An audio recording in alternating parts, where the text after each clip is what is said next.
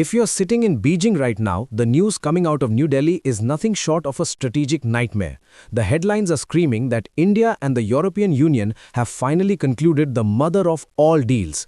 After 18 years of deadlock, delay, and diplomatic frustration, the ink is finally drying on a free trade agreement that covers nearly 1/4 of the global economy. This is not just a trade deal. This is a massive geopolitical pivot. At a time when the United States is raising walls with tariffs and China is aggressively weaponizing its supply chains, India and Europe have just decided to build a bridge. But here's the question that the mainstream media is failing to ask. Why now? Why, after nearly 2 decades of lecturing India on everything from human rights to climate standards, did the European Union suddenly rush to close this deal? Is this a victory for Indian diplomacy? Or is there a deeper, darker desperation hiding behind the smiles in Brussels?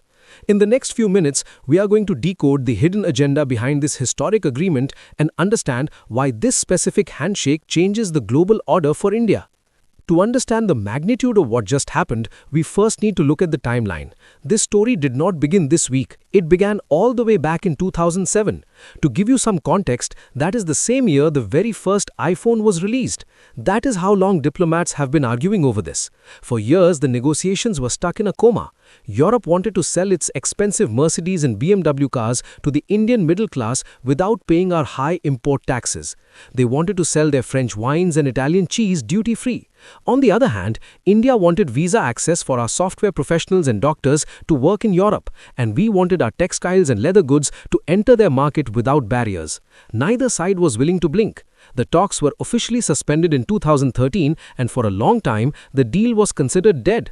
So what changed in 2026? Why did we see European Commission President Ursula von der Leyen and European Council President Antonio Costa landing in New Delhi for Republic Day, practically begging to finalize this pact? The answer lies not in New Delhi, but in Washington, D.C. and Beijing. We are living in a world where the old rules of globalization have collapsed. The United States, under its current protectionist policies, has become an unreliable partner for Europe. The trade tensions across the Atlantic are at an all-time high. Meanwhile, China, which used to be the factory for Europe, has become a massive threat. The European economy is stagnating. Germany, the engine of Europe, is sputtering. Their car sales are down, their industrial output is shrinking, and they are terrified of being squeezed between American isolationism and Chinese aggression. This brings us to the geography of the situation, which is the most critical factor in realpolitik. If you look at the map, Europe is essentially a peninsula of peninsulas jutting out into the Atlantic. It is resource poor but technology rich. Its entire prosperity depends on the free flow of trade through the Suez Canal and the Red Sea, connecting them to the markets of Asia. But look at the neighborhood. To their east, they have a hostile Russia and a war that has drained their energy security. To their south, the Middle East is volatile, threatening the very shipping lanes they depend on. To their west, the Atlantic alliance is fraying. Europe is feeling claustrophobic. They are trapped. They desperately need a stable, massive, and growing market to keep their industries alive. And when they look at the map of the Indo-Pacific, there is only one country that fits that description: India. India sits right at the center of the Indian Ocean trade routes. India offers a market of 1.4 billion people, a youthful demographic, and political stability that is rare in the developing world. Geography has forced Europe's hand.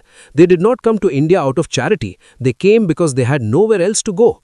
But here is the twist. This is the pattern interrupt that you need to understand to see the reality of this deal. While the news channels are celebrating that Indian textiles and shoes will now be cheaper in Europe, the real story is about the European desperation for the Indian consumer. We often think of ourselves as the ones seeking investment, but in this specific transaction, we are the saviors of the European automobile industry. The European car giants Volkswagen, BMW, Mercedes are facing an existential crisis. They are losing market share in China to local EV makers like BYD. They face high tariffs in America. Who is left to buy their high-end engineering? The rising Indian upper middle class. This deal, which reportedly slashes import duties on luxury cars and wines, is essentially a bailout package for European manufacturing. They are paying for access to your wallet with the currency of technology transfer and visa liberalization.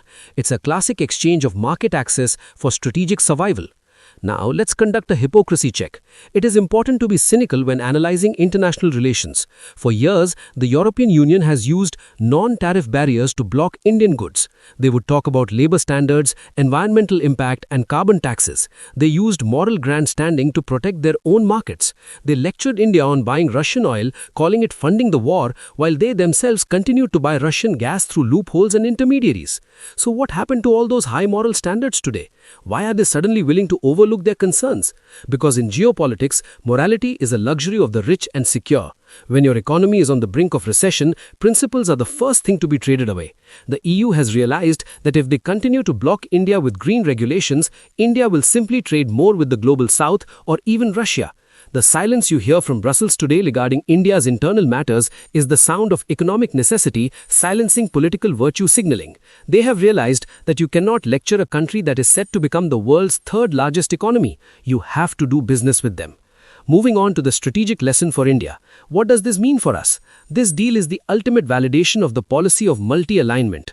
For the last few years, critics have said India is trying to ride two horses at once, keeping Russia happy while wooing the West. They said it would fail. They said we would fall between two stools. This deal proves them wrong. By securing a massive free trade agreement with Europe, India has effectively hedged its bets against the United States. If Washington decides to get tough on India with tariffs or sanctions in the future, India now has a massive alternative market in Europe fully unlocked. We have diversified our risk. We are no longer dependent on a single superpower for our economic growth. Furthermore, consider the sectors that win here. Textiles, leather, gems, and jewelry. These are labor-intensive sectors. For years, India lost out to Bangladesh and Vietnam because they had duty-free access to Europe, and we did not. Our shirts were 10 to 20% more expensive just because of taxes. With this deal, that disadvantage disappears. This could lead to a manufacturing boom in states like Tamil Nadu, Gujarat, and Uttar Pradesh. It's a direct injection of competitiveness into the veins of the Indian manufacturing sector. However, we must remain cautious. The lesson here is also one of vigilance. We must ensure that while we open our markets to European luxury goods, we do not allow our domestic manufacturing to be hollowed out. The infant industry argument is still valid. We need to make sure that the influx of European machinery and technology is used to build Indian capabilities, not just to turn India into a consumption market for foreign brands. We must use this partnership to demand high-tech transfers in defense, green energy, and semiconductors. If we just end up exchanging Indian shirts for German cars, we lose in the long run. The goal must be to exchange market access for technology that makes India self-reliant. In conclusion, the mother of all deals is a landmark moment. It signals the end of the post-Cold War era where the West acted as a single bloc. The West is fractured and India is navigating the cracks with precision. We have leveraged Europe's economic anxiety and Chinese aggression to secure a deal that was impossible a decade ago. It's a victory of realism over idealism. It proves that if you wait long enough and build your own strength, the world will eventually come to you on your terms. Now, before we sign off, here is a question for you to answer in the comments below. We discussed how vital the trade route is between India and Europe. The majority of this trade passes through a critical maritime choke point connecting the Red Sea to the Gulf of Aden. This strait is often called the Gate of Tears. Can you name this strait? Is it the Strait of Hormuz, the Bab el-Mandeb, or the Strait of Malacca? Put your answer in the comments below. I'll see you in the next analysis.